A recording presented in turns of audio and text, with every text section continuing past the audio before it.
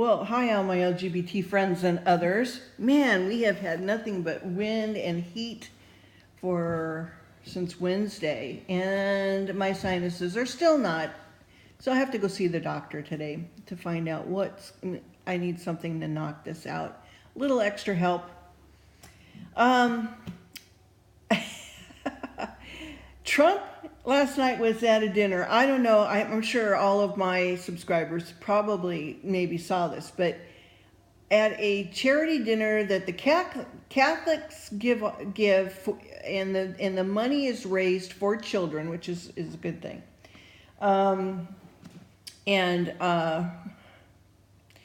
So, the Archdiocese of New York was there, and Hillary and Donald Trump sitting, on either side of the Catholic Archdiocese, okay?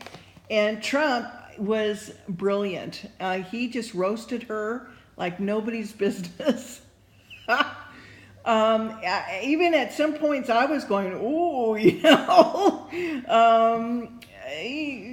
and she came back too, and he got booed, she got booed, so, they're both even.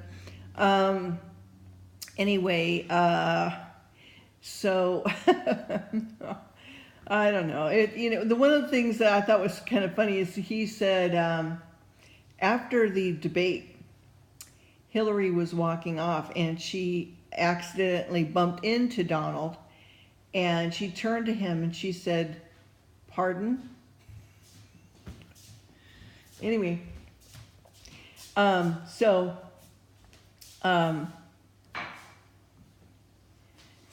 I'm talking to my spouse.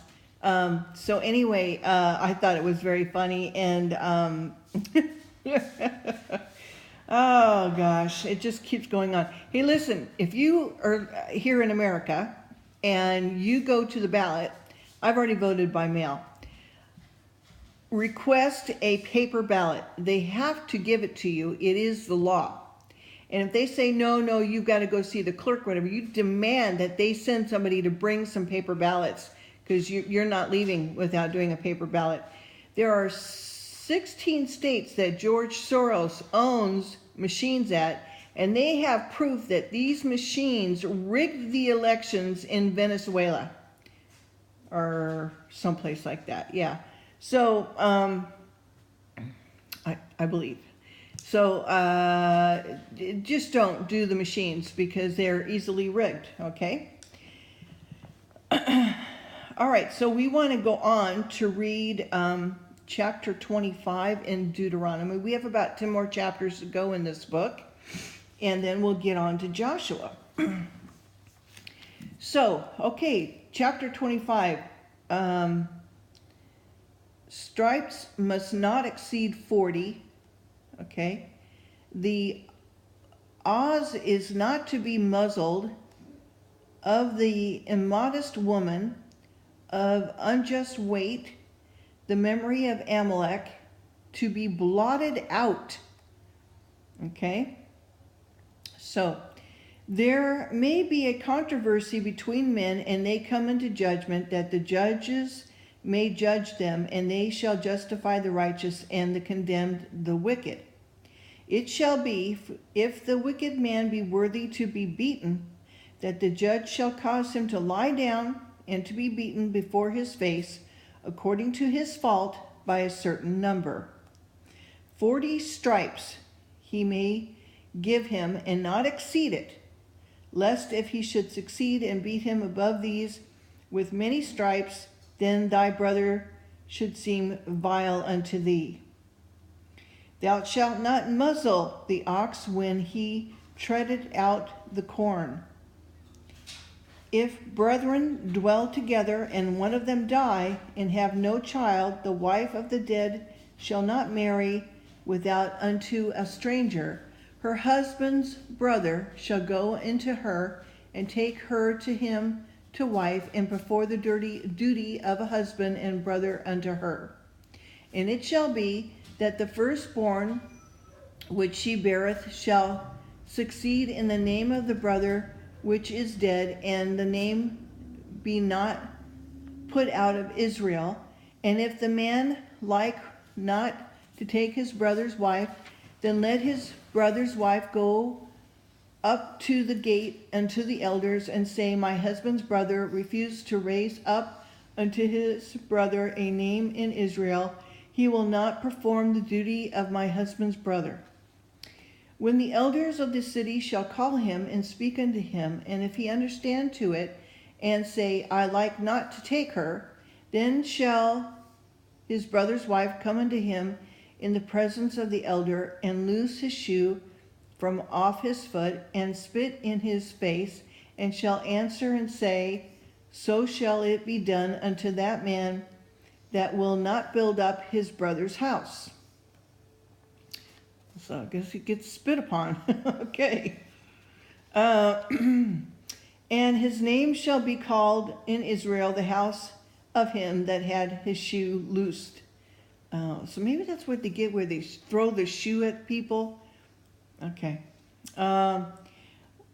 When men strive together one with another, the wife of one draweth near for to deliver her husband out of the hand of him that smiteth him, and put forth her hand, and taketh him by the secrets.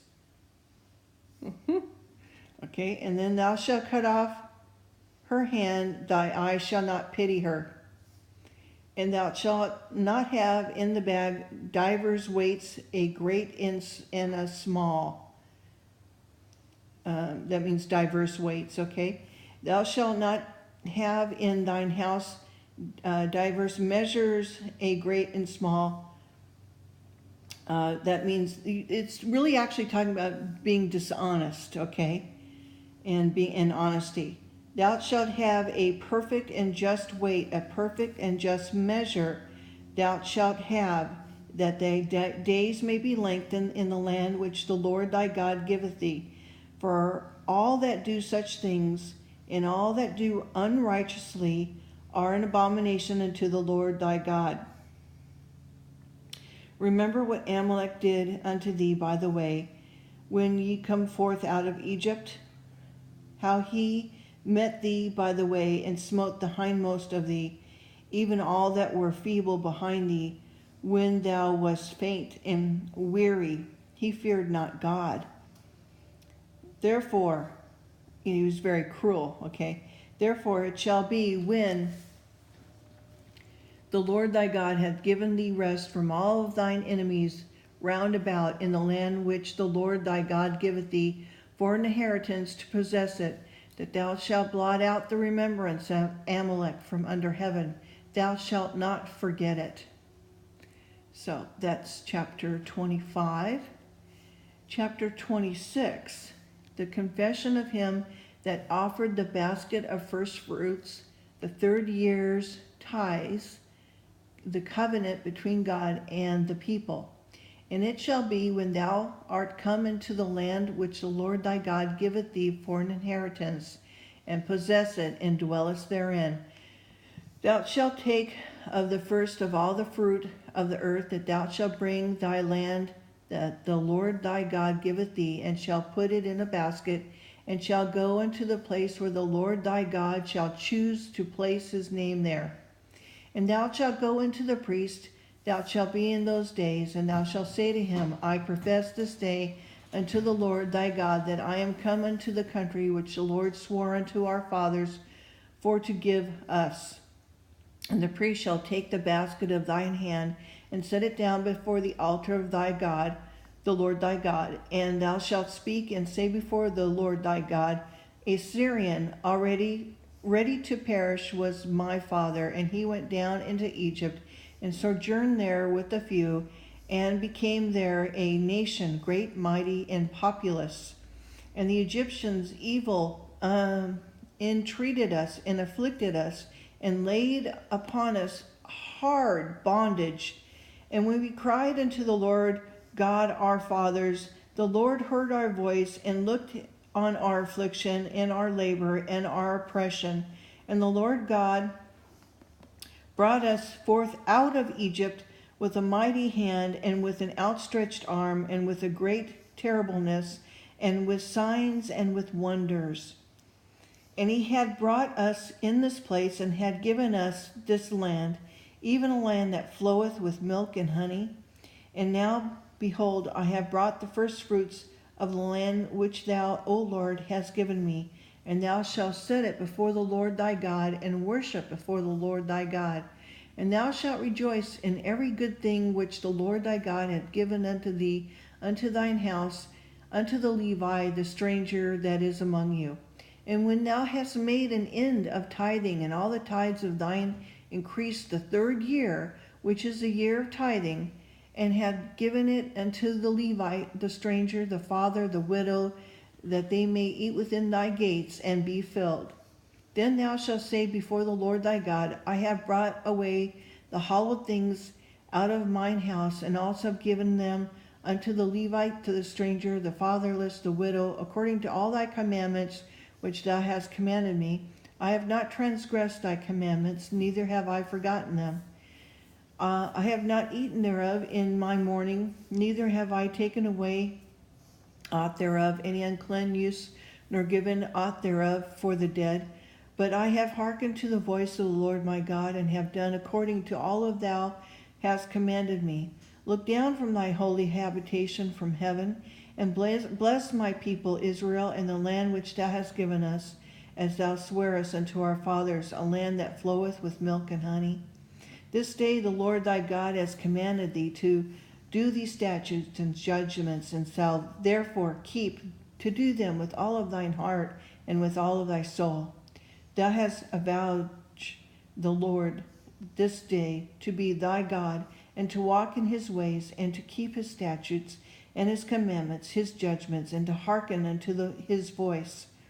The Lord hath avowed this day to be his particular people. He had promised thee, and thou should keep all his commandments, and to make thee high above all nations which he had made in praise, in the name and honor, that thou mayest be holy people unto the Lord thy God, that he hath spoken. Okay, so that's we'll stop right there. We'll continue on Deuteronomy chapter 27. Again, do remember to pray before you listen to God's words, and see what it is that he would like to say to you today. And anyway, hope that you all have a great weekend. Give me a thumbs up, share, like, and leave me a comment if you would. Let me know how you're doing. And hi out there to Billy and Thomas and AM. Can't do without you guys. Okay, so take care. Bye-bye.